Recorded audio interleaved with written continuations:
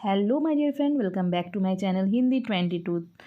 तो हिंदी ग्रामर का एक पोर्शन जो है रस, इसे सेंटिमेंट्स कहते हैं इंग्लिश में। इसे हम आज पढ़ेंगे, समझेंगे। आइए तो देख लेते हैं रस क्या है। रस का शाब्दिक अर्थ क्या होता है? तो रस का शाब्दिक अर्थ होता है आनंद। किसी भी काव्य को पढ़ते समय या सुनते समय जिस आनंद की अनुभूति होती है उसे रस कहते हैं। जैसे कि लिखा हुआ है, काव्य को पढ़ने या सुनने से जिस आनंद की अनुभूति होती है उसे रस कहते हैं। तो रस को काव्य की आत्मा या काव्य का प्राण तत्व माना जाता है। रस को क्या माना जाता है? रस को काव्य की आत्मा या काव्य का प्राण तत्व माना जाता है। तो अब हमने जान लिया रस किसे कहते हैं।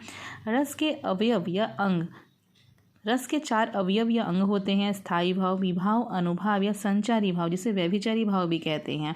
तो रस के कितने अंग होते हैं? 4 होते हैं: स्थायी भाव, विभाव, अनुभाव या संचारी भाव। ठीक है, अब एक एक करके हम समझते हैं। स्थायी भाव किसे कहते हैं? स्थायी भाव का मतलब है प्रधान भाव। स्थायी भाव का मतलब क्या होता है? प्रधान भाव। प्रधान भाव वही हो सकता है जो रस की अवस्था तक पहुँचाता है ना। प्रधान भाव कौन सा होता है? जो रस की प्रधान भाव वही हो सकता है जो रस की अवस्था तक पहुंचाता है। काव्य या नाटक में स्थायी भाव शुरू से लेकर आखिर तक होता है। याद रखिएगा, काव्य या नाटक में जो स्थायी भाव होता है ना, वो शुरू से लेकर आखिर तक होता है। स्थायी भाव की संख्या 9 मानी गई है। कितनी मानी गई है? याद रखिएगा कि स्थायी भाव की संख्या 9 मानी गई है। रस के जैसे 4 अंग होते हैं, तो स्थायी भाव की संख्या कितनी मानी गई है? रस के 4 अंग हैं: स्थायी भाव, विभाव, अनुभाव, संचारी भाव। बहुत ही इंपॉर्टेंट है, इसे मैं बार बार बोल रही हूँ। और स्थायी भाव की संख्या कितनी मानी गई है? 9 मानी गई है। स्थायी भाव ही रस का आधार है। तो रस का आधार क्या है? स्थायी भाव है। रस का आधार स्थायी भाव है। अतः रसों की संख्या भी 9 है, जिन्हें नवरस कहा जाता है। इन्हें क्या कहा जाता है? नवरस कहा जाता है। ठीक है, मूलतः नवरस ही माने जाते हैं। बाद में आचार्य ने 2 और भाव, वात्सल्य और भागवत विषयक रति को स्थायी भाव की मान्यता दी। इस प्रकार स्थायी भाव की संख्या 11 तक पहुंच जाती है। ठीक है, अब हम जानते हैं विभाव के बारे में। स्थायी भाव के बारे में तो हमने पढ़ लिया, अब हम समझेंगे विभाव क्या होता है। स्थायी भाव के उद्बोधक कारण को विभाव कहते हैं। तो स्थायी भाव को जो जागृत करने वाले कारण होते हैं उसे विभाव कहते हैं। विभाव 2 प्रकार के होते हैं: आलंबन विभाव और उद्दीपन विभाव। कितने प्रकार के होते हैं? विभाव 2 प्रकार के होते हैं। जैसे स्थायी भाव की संख्या 9 मानी गई है, उसी तरह विभाव जो है स्थायी भाव के उद्बोधक कारण को, स्थायी भाव के उद्बोधक कारण को विभाव कहते हैं। और विभाव 2 प्रकार के होते हैं: आलंबन विभाव, उद्दीपन विभाव।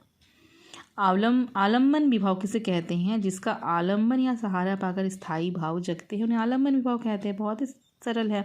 जैसे नायक नायिका, जिसका आलंबन या सहारा पाकर स्थायी भाव जगे उसे आलंबन विभाव कहते हैं। जैसे नायक नायिका। आलंबन विभाव के भी 2 पक्ष होते हैं। विभाव के 2 प्रकार मैंने बताया: आलंबन विभाव और उद्दीपन विभाव। और आलंबन विभाव के 2 पक्ष होते हैं। कौन कौन से होते हैं? आश्रयालंबन और विषयालंबन। ठीक है, आश्रयालंबन किसे कहते हैं?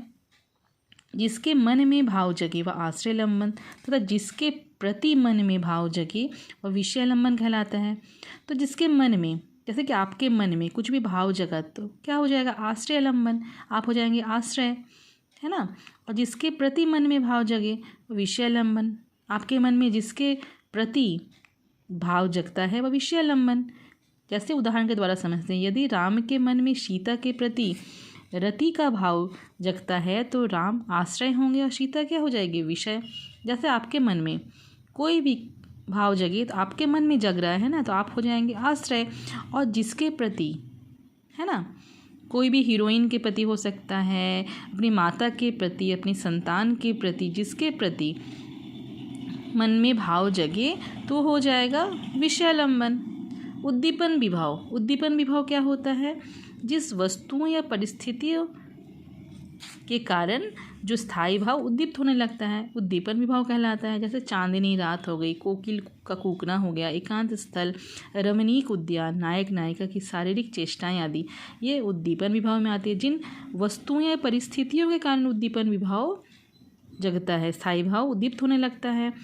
जिन वस्तुओं या परिस्थितियों के कारण स्थायी भाव उद्दीप्त होने लगता है उसे क्या कहते हैं? उद्दीपन विभाव कहते हैं।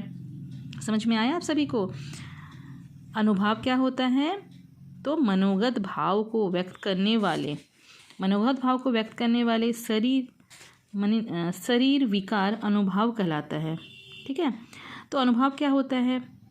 आश्रय की वे क्रियाएं जिनसे पता चलता है कि हृदय में कौन सा भाव जगा है, उसे अनुभाव कहते हैं। सरल भाषा में कहें तो अनुभाव की संख्या 8 मानी गई है। तो मैंने कहा था स्थायी भाव की संख्या कितनी है? 9 है। ठीक है, विभाव की संख्या 2 है। एक बार रिमाइंड कर लीजिए, स्थायी भाव की संख्या 9 है, विभाव की संख्या 2 है, अनुभाव की संख्या कितनी है? 8 है। स्तंभ, स्वेद, रोमांच, स्वरभंग, कंप, विवरणता, अश्रु, प्रलय। ठीक है, तो हमने अनुभाव को भी अच्छी तरह समझ लिया। अब हम पढ़ेंगे संचारी या व्यभिचारी भाव किसे कहते हैं। मन में संचरण करने वाले भाव को संचारी या व्यभिचारी भाव कहते हैं। तो संचारी या व्यभिचारी भाव किसे कहते हैं? जो मन में संचरण करते हैं, मन में आते जाते रहते हैं, उन्हीं भावों को संचारी भाव कहते हैं। इनकी संख्या कितनी मानी गई है? 33। अनुभाव की संख्या थी 8, संचारी भाव की संख्या 33। हर्ष, विषाद, त्रास, लज्जा, ग्लानि, चिंता, शंका, इस तरह से बहुत सारे जो हैं भाव, वे संचारी भाव 33 मानी गई है। इतना तो याद रखना संभव नहीं है, इसीलिए जितना हो सके, जितना आप याद रख सके उसे याद रख सकते हैं। हर्ष, विषाद, त्रास, लज्जा, ग्लानि, चिंता, शंका, मोह, गर्व, उत्सुकता, उग्रता, चपलता, दीनता, जड़ता, आवेग, निर्वेद, इस तरह से कुछ भाव जो संचारी भाव को आप याद रख सकते हैं, जो एग्ज़ाम में अगर पूछे जाए तो आप उसे ईज़िली लिख सकते हैं, बोल सकते हैं। आइए अब हम देख लेते हैं रस जो होते हैं, रस के प्रकार। श्रृंगार रस, हास्य रस, करुण रस, वीर रस, रौद्र रस, भयानक रस, विभत्स रस, अद्भुत रस, शांत रस, वात्सल्य रस और भक्ति रस। तो कितने सारे हो गए? टोटल 11 रस हैं। ठीक है, अब हम पढ़ लेते हैं रसों के स्थायी भाव। श्रृंगार रस का स्थायी भाव क्या है? रति। हास्य रस का हास। उसी तरह करुण रस का शोक, वीर रस का उत्साह, रौद्र रस का क्रोध, भयानक रस का भय, बीभत्स रस का जुगुप्सा, अद्भुत रस का विस्मय, शांत रस का निर्वेद, वात्सल्य रस का वात्सल्य रति, भक्ति रस का भगवद विषयक रति। ठीक है, तो आपको समझ में आ गया होगा कि रस कितने प्रकार के होते हैं? 11। और इन रसों के स्थायी भाव जो है वो क्या है?